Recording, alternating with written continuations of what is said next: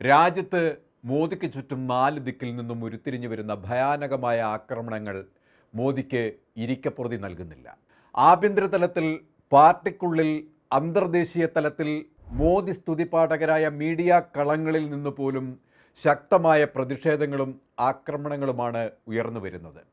ഇതിനിടയിൽ യോഗി ആദിത്യനാഥ് മോദിക്കെതിരെ തുറന്ന യുദ്ധത്തിലേക്ക് കടക്കുന്ന കാഴ്ചയാണ്. ഒരുപക്ഷെ BJPയുടെ അടിത്തറ ഇളക്കുന്ന ഒരു രാഷ്ട്രീയ നീക്കമാവും ഇത്. അതുപോലെ തന്നെ മോദി മീഡിയയുടെ ശക്തമായ മുഖമായ അർണബ് ഗോസ്വാമി മോദിക്കെതിരെ തിരിഞ്ഞിരിക്കുകയാണ്. ഇത് മോദി ഇമേജിന് വൻ ഇടിവാണ് സൃഷ്ടിച്ചിരിക്കുന്നത്. അതുപോലെ മോദിക്ക് ഞെട്ടലുളവാക്കുന്ന മറ്റൊരു കാര്യം ചന്ദ്രബാബു നായിഡുവുമായി അഖിലേഷ് യാദവ് കൂടിക്കാഴ്ചയാണ്. ഇതിൽ ഒരു അപായ സൂചന മണക്കുന്നുണ്ട് മോദിക്ക്. ബീഹാറിൽ നിതീഷ് കുമാറും തൻ്റെ പാളയത്തിൽ മോദിക്കെതിരെ തന്ത്രങ്ങൾ മെനയുന്നു എന്ന വാർത്തയും പുറത്തു വരുന്നുണ്ട്.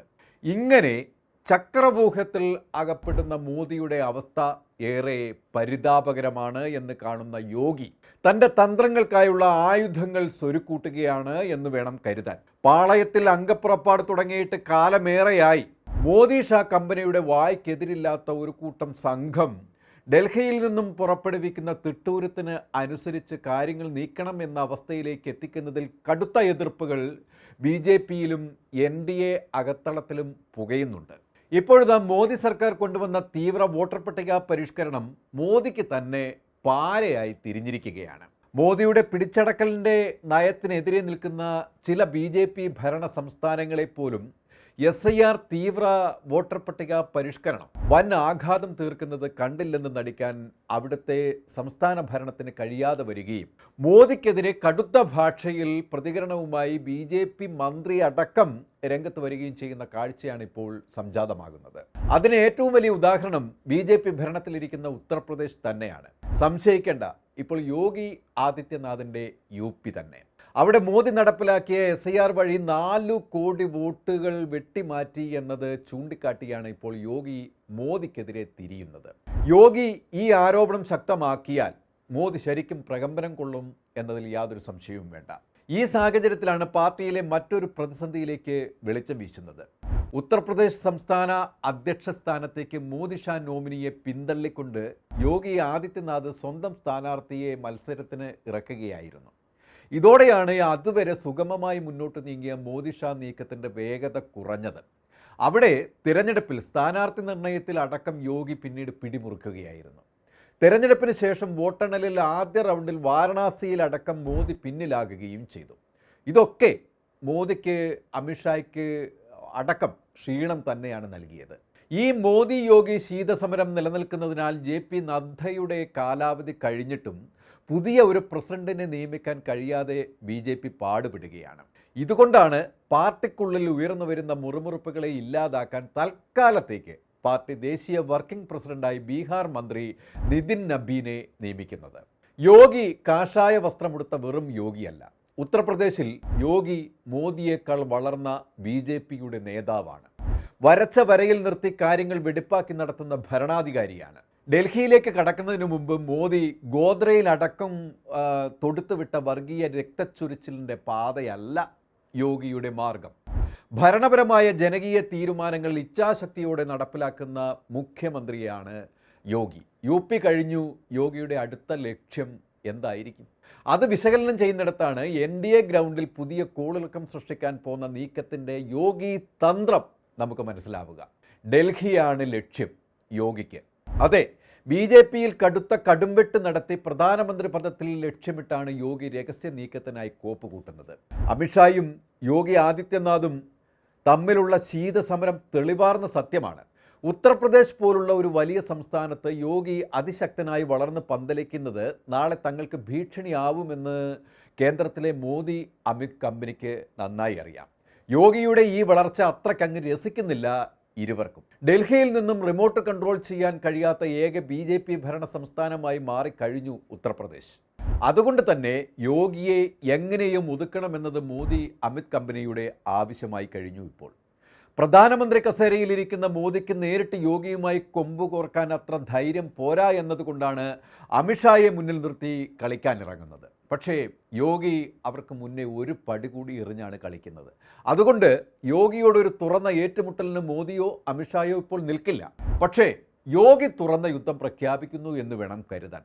അതല്ലാതെ മറ്റു മാർഗമില്ലാത്ത അവസ്ഥയിലേക്ക് യോഗിയെ മോദിയുടെ ചെയ്തികൾ കൊണ്ടെത്തിച്ചിരിക്കുകയാണ്. ലോക്സഭാ പ്രതിപക്ഷ നേതാവ് രാഹുൽ ഗാന്ധി കഴിഞ്ഞ കുറച്ച് മാസങ്ങളായി SIR, voter list, election commission, vote ചോരി എന്നിവയെക്കുറിച്ച് പറഞ്ഞത് എല്ലാം ഇപ്പോൾ യോഗി ആദിത്യനാഥ് ഏറ്റുപറയുന്ന അവസ്ഥയെത്തി. ചുരുക്കി പറഞ്ഞാൽ യോഗി മോദിയെ പൂട്ടാൻ രാഹുലിൻ്റെ ആരോപണങ്ങൾ ആയുധമായി ഉപയോഗിക്കുന്നു എന്നർത്ഥം. വോട്ട് വെട്ടുന്നു, ജനാധിപത്യം അട്ടിമറിക്കുന്നു, ഇലക്ഷൻ കമ്മീഷൻ രാഷ്ട്രീയ ഉപകരണമായി മാറുന്നു എന്നൊക്കെയുള്ള കടുത്ത പ്രതികരണങ്ങളാണ് യോഗി രാഹുലിന് പിന്നാലെ ഏറ്റുപറയുന്നത്. ഇത് BJPയുടെ ഒരു ശക്തനായ മുഖ്യമന്ത്രിയുടെ വാക്കുകളാണ് എന്നതാണ് രാഷ്ട്രീയമായി ഇതിൻ്റെ പ്രാധാന്യം വിളിച്ചു പറയുന്നത്. SIR നിമിത്തം ഏകദേശം 4 കോടിയോളം വോട്ടുകൾ ഇലക്ഷൻ കമ്മീഷൻ വെട്ടി എന്ന് യോഗി പറയുന്നത് മാത്രമല്ല, യോഗി പറഞ്ഞ കടുത്ത പരാമർശം അതിഗുരുതരമായ മോദി ആക്രമണത്തെ ചൂണ്ടിക്കാട്ടുന്നു. അതായത് വെട്ടിമാറ്റിയ വോട്ടുകളിൽ ഏറ്റവും കൂടുതൽ BJP വോട്ടുകളാണത്രേ. യോഗി ആദിത്യനാഥിൻ്റെ ജനകീയ പിന്തുണ ഇവിടെ ഇല്ലാതാക്കണം എന്ന ലക്ഷ്യം മുന്നം വയ്ക്കുക എന്ന തന്ത്രമാണ് മോദി ഈ നീക്കത്തിലൂടെ നടത്തിയത്. അത് മനസ്സിലാക്കിയ യോഗി കേന്ദ്ര അധികാരത്തോട് താക്കീതിൻ്റെ സ്വരത്തിലാണ് തുറന്നടിച്ചത്. BJP UPയിൽ തോറ്റാലും യോഗിയെ തകർക്കാൻ അത് ഉതകുമെങ്കിൽ അത് നടപ്പിലാക്കാൻ തന്നെയാണ് മോദിയുടെ ശ്രമം. എന്നാൽ അത് മോദിയുടെ വ്യാമോഹം മാത്രമായി മാറുമെന്നാണ് യോഗിയുടെ മറുപടിയും.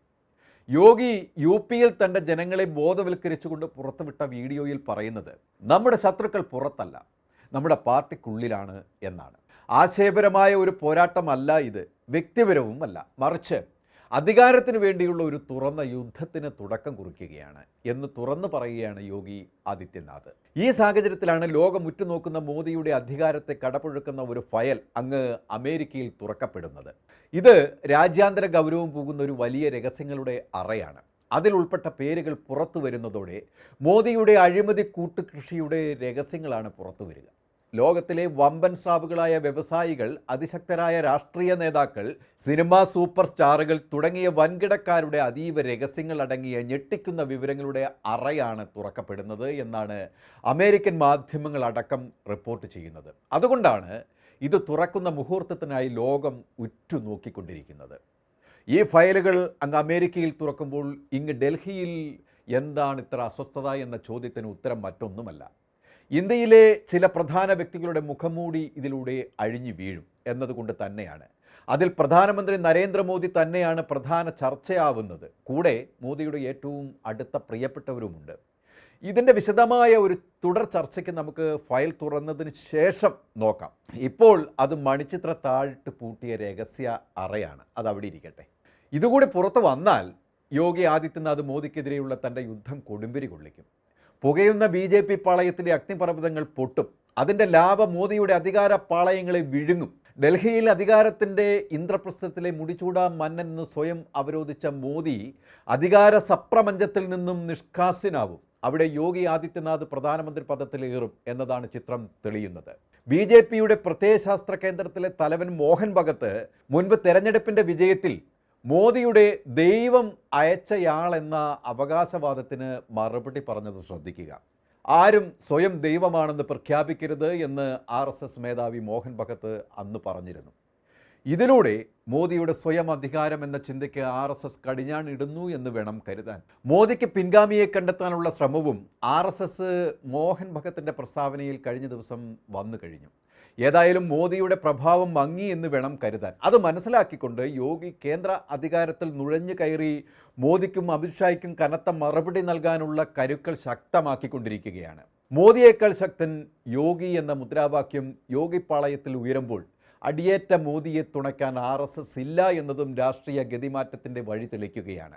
കാഷായമുടുത്ത യോഗി വെറും യോഗിയല്ല, ശക്തനായ സ്വാമിയാണ്. എങ്കിലും ഇന്ത്യ അപകടത്തിൽ തന്നെയാണ് കേട്ടോ.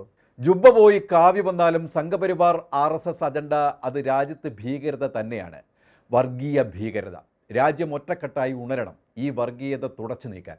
രാഹുൽ ഗാന്ധി ഉയർത്തുന്ന രാജ്യരക്ഷയുടെ സമര പോരാട്ടങ്ങളിൽ ജനം അണിനിരക്കുമെന്നത് ഉറപ്പാണ്. കൂടുതൽ വാർത്തകൾക്കും വിശേഷങ്ങൾക്കും ഞങ്ങളുടെ channel like, share and subscribe ചെയ്യുക. കൂടാതെ സബ്സ്ക്രൈബ് ബട്ടണിലെ ബെല്ലൈക്കൻ എനേബിൾ ചെയ്യാനും മറക്കരുത്.